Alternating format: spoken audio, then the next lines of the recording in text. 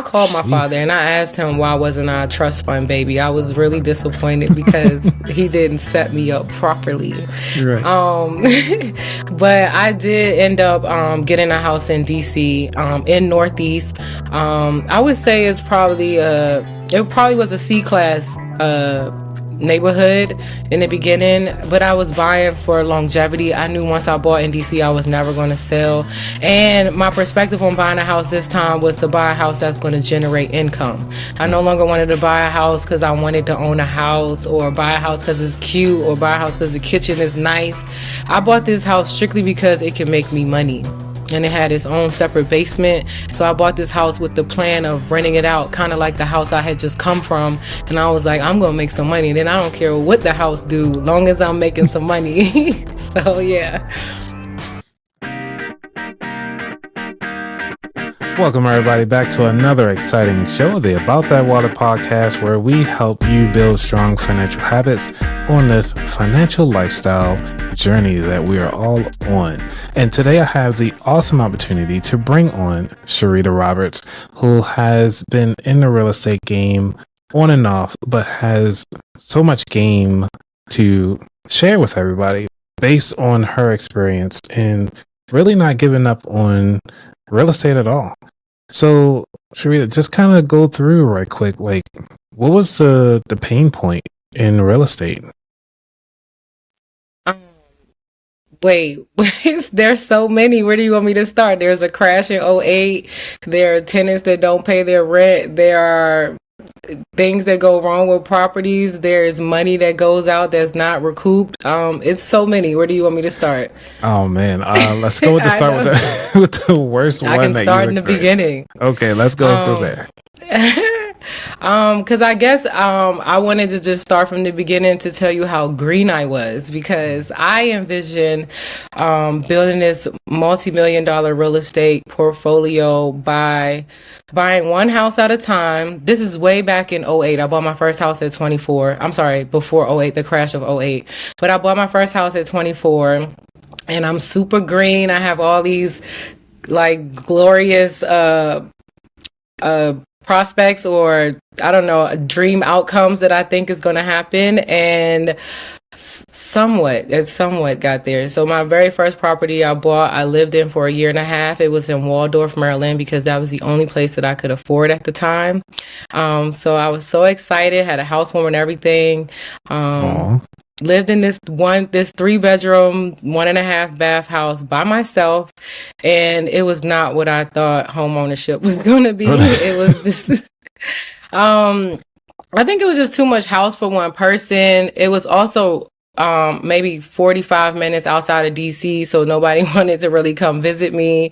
I want to drive down there myself. I know. So I ended up only living there for a year, and then I rented it out to Section 8, and I moved back home with my dad. And I came up with this grand plan of how I wanted to be a millionaire, and I was like, I'm just going to buy 10 homes, pull out $100,000 of each, and then boom, I'm there. So I kind of got there. I bought that first one, rented out to Section 8, and I bought 3 more that year.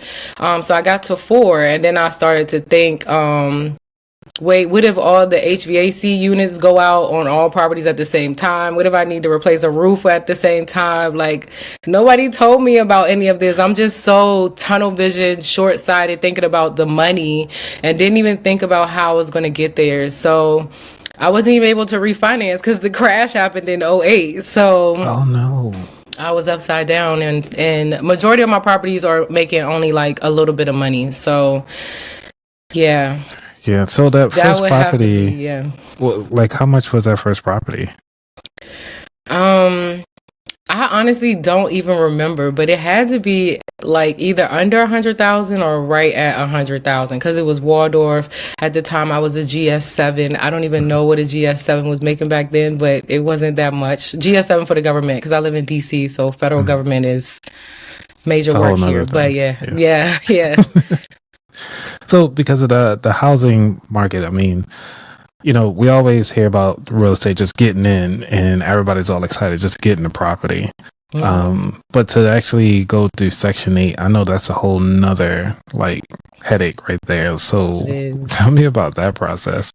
Oh my goodness. So no, like first, let me say back it up a little bit because yes, everybody is talking about the benefits of real estate. I was going to all the local RIAs Oh and yeah. meeting up with people and all that kind of stuff. Nobody told me that somebody would would sign a lease and not pay their rent or have no intentions of paying their rent or get Wow. their utilities get shut off and they go into the ground and shut it back on. And then I got subpoenaed to court so to testify against this tenant. But I'm sorry, I totally forgot your question because No, you that could just dive just right on into that oh, part you because I asked was me like, about yeah, I know that's what I'm saying. I have so like, many stories. that's So you crazy. asked me about the process of Section 8. So Section 8 really isn't that bad if you deliver a nice home. So you just want to make it look like something you would want to live in. So I think that's where people run into problems is because they're trying to cut corners because it's Section 8 and Section 8 is not going for that. It's still people who have to live in this home. So if you do all the repairs to the standard that you would live in it, you'll be fine. Because I just a Section 8 tenant, I just gave her the keys just this week for a Baltimore house that I got approved, and that got approved on the first time. I didn't Oh, have to do good. any repairs or anything. Right, that is so unheard of because they usually always find something. But my relationship with Section 8 has been really good. I mean, you just follow the rules. I follow everything to a T. All the documentation they ask for, I follow to a T. And I try and lean forward with giving them the information. So, like, if they're only requesting, like, the agreement between me and the tenant, I'm sending the agreement between me and the tenant. I'm sending the lease agreement between me and the tenant. And I'm sending whatever other documentation that will be helpful in speeding up this process. So, that's one thing that I've learned to do with Section 8. And I just don't sit on things. If they sent me the contract, I'm signing it within 20 minutes. So Nice. it's really not that bad. Just follow the rules. So where would you get the rules from? Just like section8.gov or something like that? Where would you go? Yeah, so Section 8 has a checklist online that you can go by, and it goes room by room, like living room, what's needed, kitchen, what's needed. But it's basically like light fixtures, they all need to be like grounded and the plates have to be on the wall. The kitchen has to be, good caulking, no countertops peeling, cabinets falling off the wall, the doors, all the seals, all that kind of stuff. Your AC has to be working, your heat, windows have to be properly functioning, doors, all that kind of, just a whole checklist. But mainly just make sure that the house is in good condition and you'll be fine. Okay. Now go back to that tenant that you were talking about that was Yes. that signed that joint. So walk us through that process. So you already got the house, you ready, and you found a tenant. Mm-hmm. And how did you find the tenant? And then walk us through that. Yeah, so with the Section 8 property in Baltimore, Baltimore is huge for renters. Most people in Baltimore rent versus owning, and Section 8 is also a huge program there. So for that program, you can advertise on Facebook Marketplace. Worked very well for me this year. That's actually where I got this tenant from.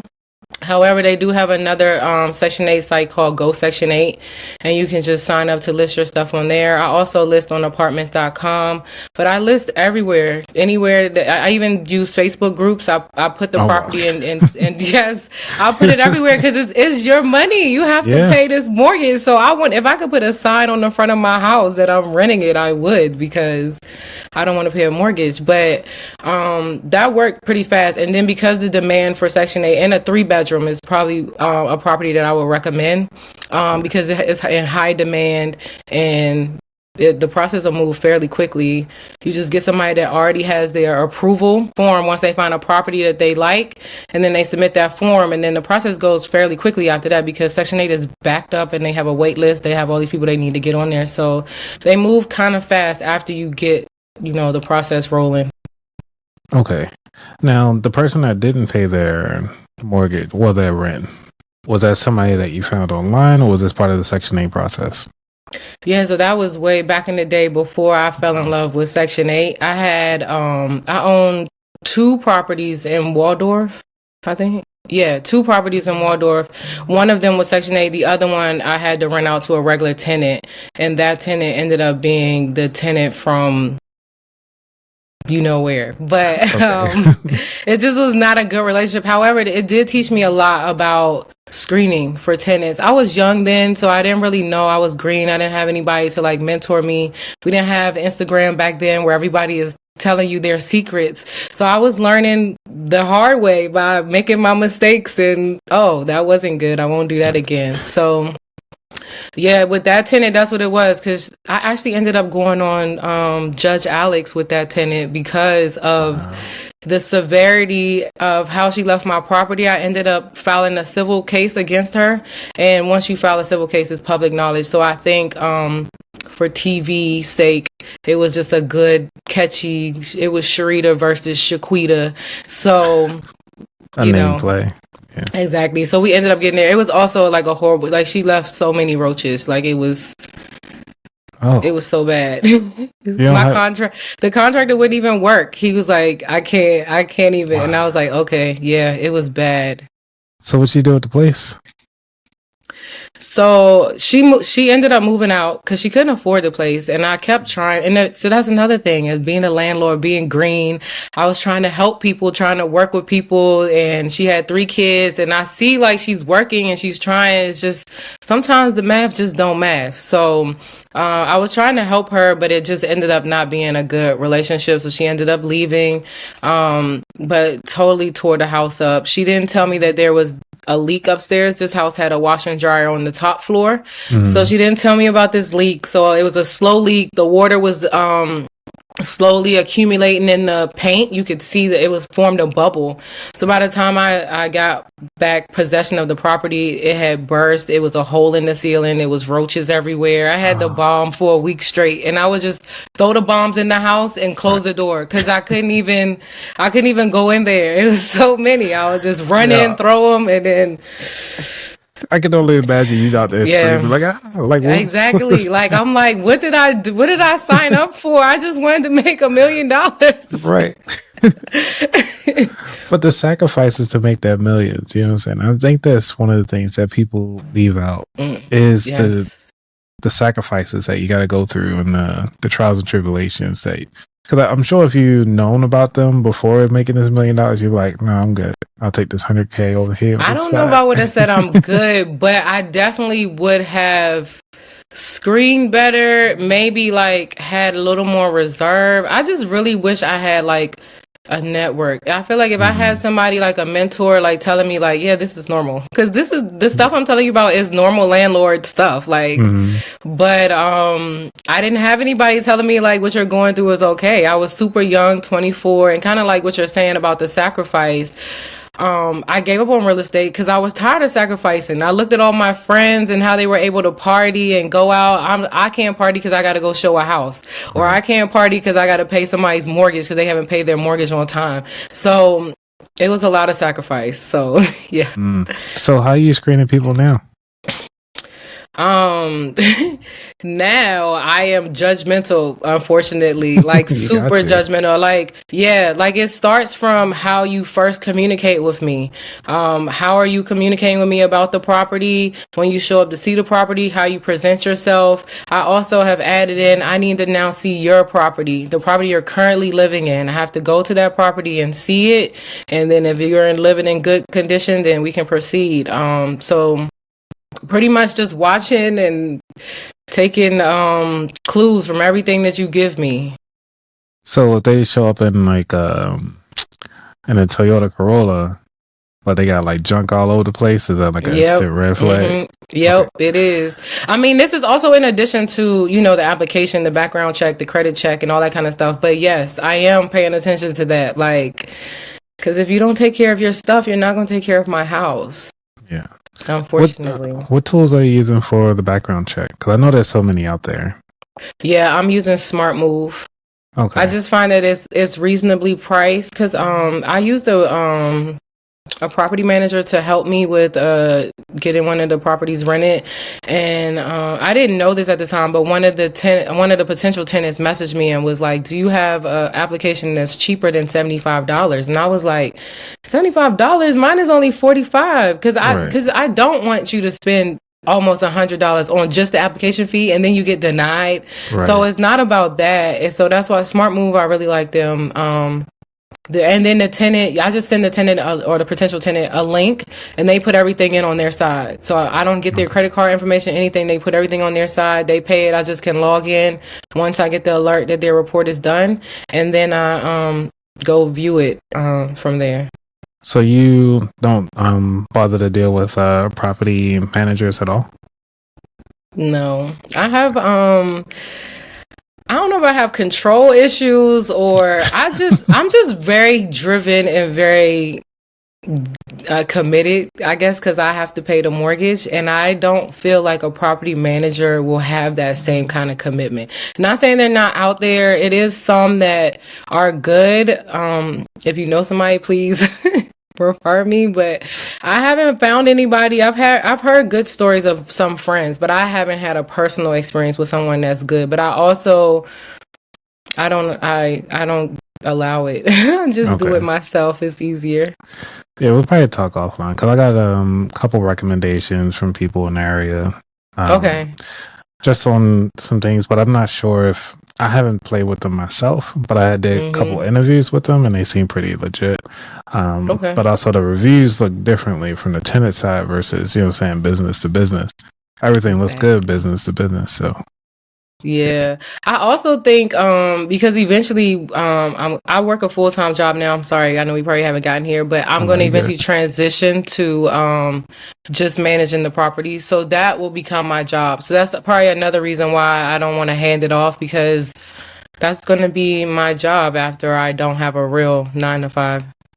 Yeah. So what was the discipline? So now that we talked about kind of like how you got some people in there, you went through a little hiccups early on, but starting out, what was their lifestyle like to actually save up to say, like, you know what, I think I have enough to get my first property?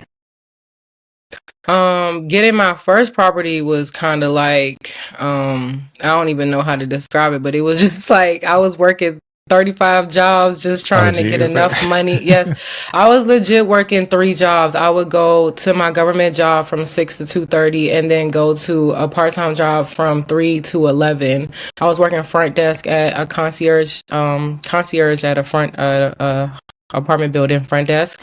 And then I had a part-time job, another one, where I was doing like promotions on the weekends. I would be in liquor stores, I would be in clubs, I'm promoting. But that's how I did it. That's how I stacked up the money. And at that time, it wasn't really a plan. It was just like, I need to get a house. So tell me what I need to get, and then I'm going to go get it. But I didn't really have like the money set up to do it. Like, it wasn't like on reserve and now I'm like, I'm going to go get it. It was very much so like, I want to do this. Okay, what do I need to do? Okay, I'm going to do it. Okay, let's go. Like, nice. Yeah. So did you work it backwards? Like, you look at the property first and like, you know what, I need to save like $200,000 at first. So you was like, I'm just get the minimum and be like, hey, I got enough. You know what?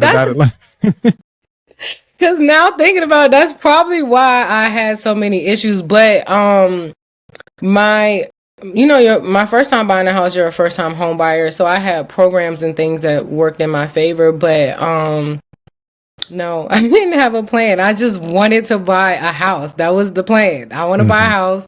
Tell me how to do it. So I went through 2 agents before I found one that actually got me to where I wanted to, be. But nope, there was no plan. Sorry. Now there is, but back then I was just, how do I do it? Just tell me what I need to do and I'll do it. But it was no like laid out, thought out plan, which is also like, once I started buying all those properties and I started to realize, like, wait, what if all 4 of these houses, something goes wrong? Then I started to like panic, but I don't even know what triggered that thought process and why it didn't trigger it early on. But luckily it did trigger at 4, and I was like, okay, hold on, I need to chill out. So yeah. All right. So now that you have a process, are you willing to share your process on somebody who's listening, who's planning to get their first property? What would you give them? Like, what tips? Okay, so when we say process, I just mean I now want to have a certain amount of money reserved before I go and start looking. And typically for me, that's like 30,000. I need to have at least 30,000 in reserve because you never know what's going to come up. Sometimes you can get seller concessions, sometimes you can't. So $30 is $30,000 is probably a good rule of thumb of just to have. Because also once you move into the house, it's still expenses after you move into the house. So I know that probably seems like a crazy number, but if you're a first time home buyer, you may not need 30. So I may be, overestimating a little, but you definitely don't want to be house poor. So you want to make sure that your note is going to be where you are comfortable and you can still have a comfortable lifestyle. Also, in case something happens, God forbid you lose your job, or I don't know, something goes wrong that month, you need to repair your car. You want to have wiggle room in there so that you can still do those kind of things. So I would just say, just make sure that you're buying in a location, for one, good location. You want to be in a good area that's going to appreciate, and you want to have a good amount of money reserved so you're not like buying a house and then you're struggling, or buying a house and then you can't invite anybody over because you can't afford furniture. So yeah, definitely. I still invite people over. I don't care. Because men are different though. Men will live in a house for 30 years and just have a lawn chair in the living room. So men are totally different. But and to each his own, baby steps. If you get the house, you can get the furniture whenever. And you don't have to go and get brand new furniture. Get creative and get on Facebook Marketplace and find something, or I don't know, reach out to your family, reach out to friends. I don't know, because Craigslist still popping. There might be some stuff in the free section. It's so many things you can do now. What I've noticed is that you can actually drive around some of the neighborhoods, actually. Yeah, that's true. Drive around the nicer neighborhoods, because they usually give away like their full dining room sets be out front. But like, you gotta get there before the trash people do, bulk trash. Because, everything be out there. I was like, man, you getting a whole armoire away? Or like the thrift store. Don't sleep on the thrift store. They be having furniture in there too, and it'll be old furniture, so it's like solid wood. That IKEA stuff is not like. They don't even resell that joint. You notice that? Like when you go to the thrift stores? I have never seen IKEA in the thrift store. You're getting all the good stuff. Yeah. So going through, making sure you're getting your tenants. We talked about the Section 8.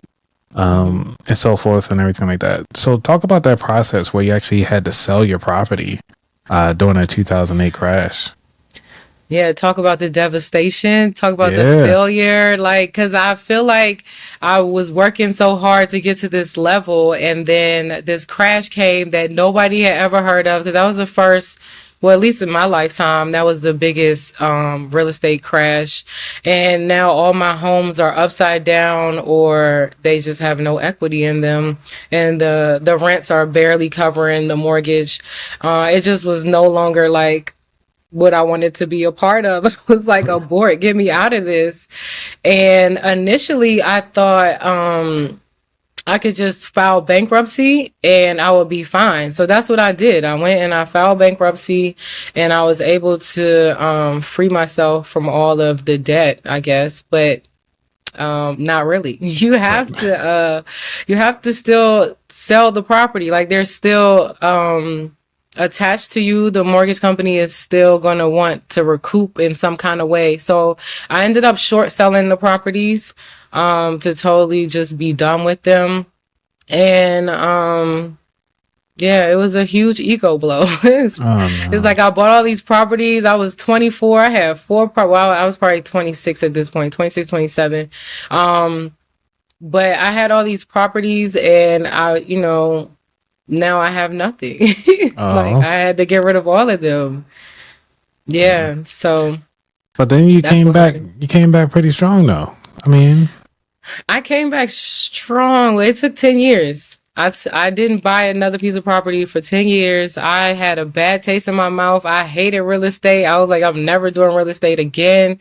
I went and got an apartment because I had never lived in an apartment. Like, fresh out of college, I moved back home with my dad, and then I bought the house. So I went and bought an apartment. I wanted to live in a luxury apartment, and I went and got one. And then I lived in this apartment, and it was lovely. I still love that apartment to this day, but just the entrepreneur in me, the financial make it make sense person in me was just like, I cannot pay this amount of money to somebody else. So while the apartment was beautiful, it had all the amenities that I needed. Because at that time, I just was living life. I was traveling a lot, going wherever I wanted. So I was rarely there. So I'm paying, I don't remember what, I think I was paying like $1,700 a month for this apartment, and I just wasn't living in it. I was always gone, and I'm just like, I mean, and I also moved there because it was convenient to my job, so it was a bunch of like perks that while I chose that apartment building.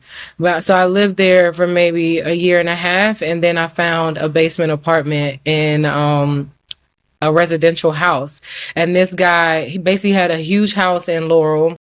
He had 2 1-bedroom apartments in the basement. And one he rented out to me, and one he rented out to another young lady.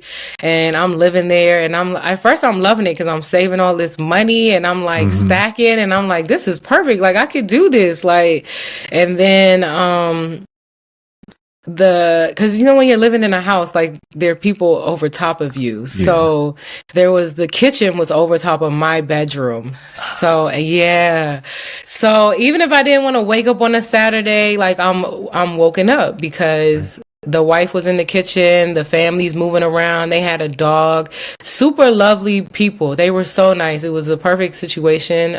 Even the apartment was nice. I still had granite countertops, washer and dryer, my own entrance, everything. It was just 14. And kind of what I learned from that situation is sometimes I get so focused, so tunnel vision, kind of like when I wanted to be the millionaire, that I was uncomfortable. I was not happy. That house was making me unhappy because I'm being woken up when I didn't want to. And I'm like, but I'm so focused on saving this money. And I was like, girl, go move. Like, stop. Why are you doing this to yourself? Because at the time I had started looking for a property because I was like, I want to do what he doing. Like, I can't just keep making him rich. So, I did. I got a realtor and I was looking for it. But this time I had learned from buying in Maryland.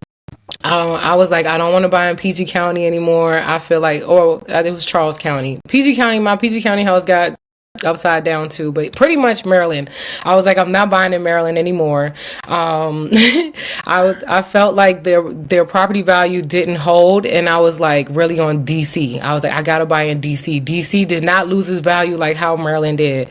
So then I'm trying to like buy a house in DC, not knowing that the market in DC is totally different from from Maryland, and the demand was different, and like the process to get the house, like I put several offers on homes and I didn't get it. People had the means to pay 50,000, 200,000 over asking, and I was like, 200,000 over. I called my father and I asked him why wasn't I a trust fund baby. I was really disappointed because he didn't set me up properly. Right. But I did end up getting a house in DC, in Northeast. I would say it probably was a C-class neighborhood in the beginning, but I was buying for longevity. I knew once I bought in DC I was never going to sell, and my perspective on buying a house this time was to buy a house that's going to generate income. I no longer wanted to buy a house because I wanted to own a house, or buy a house because it's cute, or buy a house because the kitchen is nice. I bought this house strictly because it can make me money. And it had its own separate basement. So I bought this house with the plan of renting it out, kind of like the house I had just come from. And I was like, I'm going to make some money. Then I don't care what the house do, long as I'm making some money. So, yeah. That is awesome.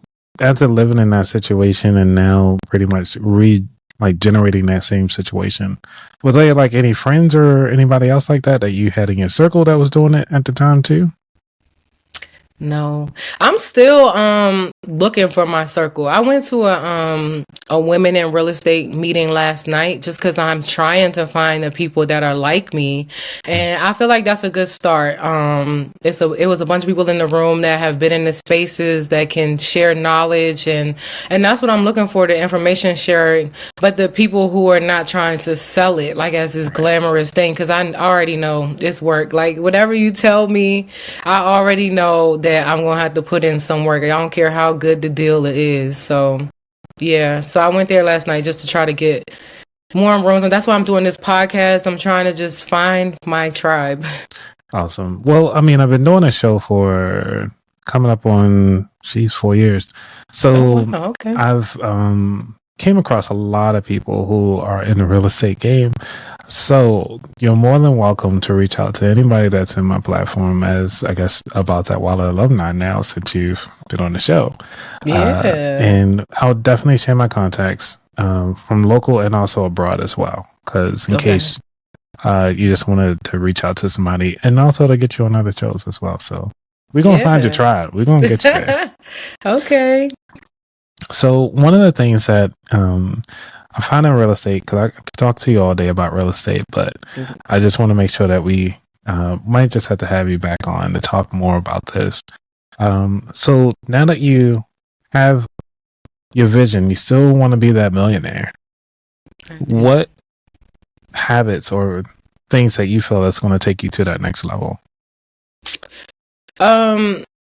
So what's crazy is I'm already going to be a millionaire, and little 24-year-old Sherita didn't know this at the time, but just by me working at my government job and doing the company match and me putting in the money, I'm going to be a millionaire anyway. I'm going to be a millionaire with my job or with my TSP. And then I have a separate Roth IRA that once I'm able to pull from that too will be at $1 million. And then you get a pension with the government, and I'll get whatever that amount. I won't get the full, because now that I know that I can retire sooner than I can, guess what? I'm out of here, buddy. So not the buddy. Like, yeah, I'm out of here, buddy. I'm out of here. Yes, I cannot wait. I mean, I want to leave on good terms. I don't want to because there was a point where I was probably a disgruntled employee, but I'm not mad anymore. I am really thankful for the government. The government has really, it was a really good decision. They paid off my student loans. And then, because of that investing and them just having the platform and me following the instructions, I effortlessly got there, not even knowing that I was going to get there until I started tracking my net worth. And then in addition to those accounts, I have owned 3 properties. So I'm good. So yeah. Nice. And one of the things that I do like about having the lifestyle or understanding the finances, it's like you don't lose vision of the goal. It's just you can always quit something else to get to that goal. You know what I'm saying? And I like that your tenacity of like not giving up, and you know what, we're gonna find a way. And I might be like, okay, I see what's happening now. I know. That can be a blessing and a curse though, because sometimes, because I am a very determined, driven person, but sometimes you got to know when it's just not meant to be, you know? And I feel like trying to find that fine line is difficult, and it's still a learning process, but for sure, every day I'm learning. Well, I mean, just from this conversation now, I mean, it seems like you know what you want to do. You know what your next steps that you need to do to kind of take you, I guess you could say, take you to that not the next level, but to the next rung in that ladder to kind of achieve like your fulfillment. It seems like you're still missing something. Well, I think because I'm just now realizing that I'm at the point, because kind of like how you spoke about earlier, me realizing that I'm going to hit $1 million in retirement. I've researched this called Coast Fire. So now I'm not going to aggressively invest as much as I was. Like, I was really trying to max out my TSP and max out my Roth IRA. So now I'm just going to continue to max out my Roth IRA, and then reduce debt this year is totally to reduce debt outside of my mortgages. It doesn't benefit me to pay off my mortgages, I need all the tax benefits that I can get. So definitely, like, that's the path I'm on now, is just paying off my debt and being job optional. Ooh, I like that. Yeah, job optional. That's why they call you your debt-free destiny. I love that. So exactly. So that's what I'm speaking to on my Instagram page, because I feel like real estate and being debt-free goes hand in hand, because you need to be really good and really hands-on with your money in order to do real estate, especially if you're going to be an investor. You're going to be managing projects and you're going to be having different money coming in and out and going on different cards. You got to be really savvy. Yeah. So I might have to probably talk to you offline about some hard money lending. So Ooh, for your next yeah. project. Yeah. So we can come back and then talk about your hard money lending projects. Yeah, please, because because I have another deal, a whole nother story. I randomly bought this property off auction.com. Was going to brunch with a friend and I was like mentioned it, and he mentioned that he had like, I don't even know how much money. He had money saved. And I was like, if I needed it, would you allow me to like utilize it? And he was like, yeah. So that's how I got my Baltimore property. That is awesome. Yeah. Yeah, we got it. Oh man. Yeah. Right. So that's, I don't do I have a Patreon, but I haven't used up it. But this one had to be another juice topic. We have to bring you back on that one. Okay. Is there anything that you want to talk about before we will not talk about? Is there anything that you want to say to the audience before we get into the final 4 questions? No, I think we've covered like a whole bunch. I'm interested to see like maybe questions that the audience has, and then I can come back and maybe go into more detail on those. But no, I'm happy with what we've shared. We've covered a lot. Awesome. All right, ready for the final 4? Yep.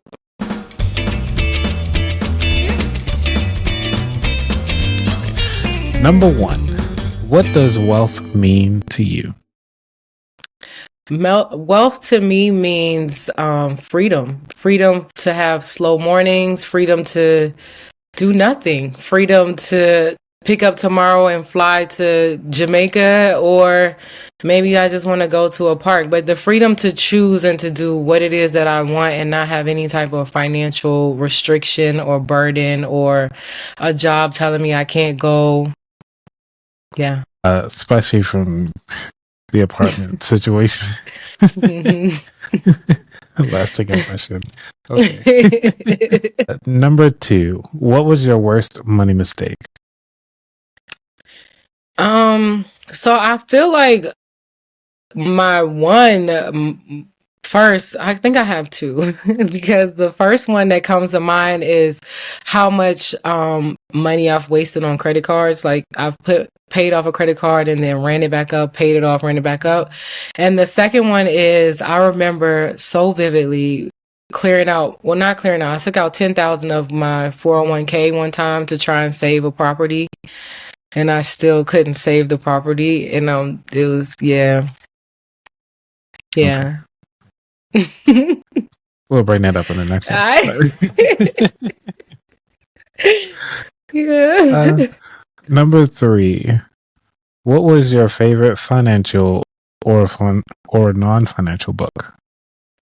I mean, well, I have to do a shameless plug, and it's going to be Claim Your Freedom, the book that I wrote and released on November 1st. But I feel like a lot of people have financial books that they will recommend, but the book that has been so life-changing to me is called The Power.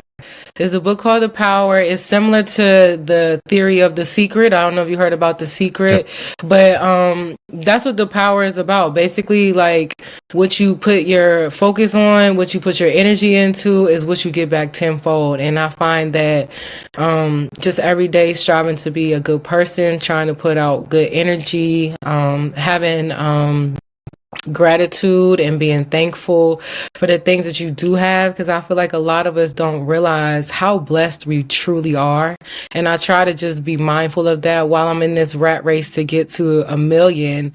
I want to still be conscious and aware that what I have right now is good, and I'm good at this level. While I want to achieve more, I want to do more too. So that book has been life-changing. Yeah, I might have to try add that to my list, because that one I haven't heard. Yeah, being recommended. I used to listen to it before going into work because it just makes you want to just give love. You want to give love. Like it says, like giving love towards like everything. Like if you do something like your podcast, I'm so happy for you with your podcast. This is beautiful. This is great. I wish you nothing but success.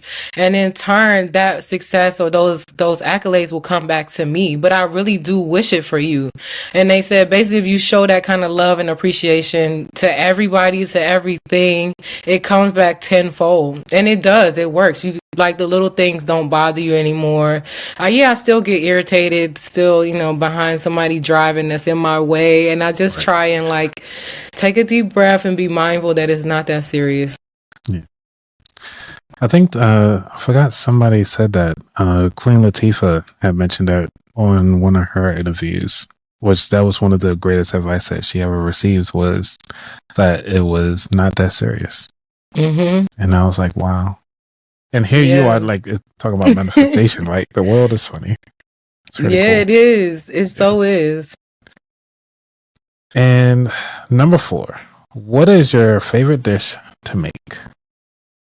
So I thought about this for a while, like how I was going to answer it, being that I am preaching being money conscious. I don't enjoy cooking though. So, a lot of my meals are very much so quick. I'm in the kitchen and I'm out the kitchen. I don't enjoy being in the kitchen all day. So my favorite meal is something boring like salmon and vegetables, or anything that can go in the air fryer. The air fryer is making some money. It is. The air fryer is life changing, especially since I'm trying to be conscious of my spending and stay at home and cook. The air fryer is the answer to all my prayers. It cooks everything, and it cooks everything like super fast, and it's not dry. I love it. Now, 10 years from now, it might be some studies that come out that, but for right now, we're fine. We good, right? Just like the microwave. Exactly. Right. Exactly. The very last question of the show, which is, where could people find out more about you? Yeah, so you can go to my Instagram page. That is debt_free destiny. I can spell it if you think I should spell it. Yeah, you can. It's debt, DEBT _free, FREE, destiny, DESTINY.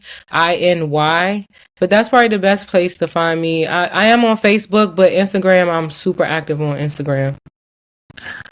All right. Well, thank you so much, Sherita. It's been a pleasure having you on the show. Man, I have to say that this has been an eye-opener to the real estate game. Get a little bit of nitty-gritty about it, because not too many people talk about the failures of real estate. They only talk about the glamour. And I really appreciate you for doing that and sharing that with the audience. So if anybody that's listening right now and you looking into getting into real estate, make sure you go ahead on and rewind this episode and actually share it with your buddy. You might actually have your own internal circle. You just never know. So I want you guys to start having that conversation. So when are you going to buy your first property? Why are you still renting? I want you to think about that. All right, everybody. You gotta be safe. Out. Peace.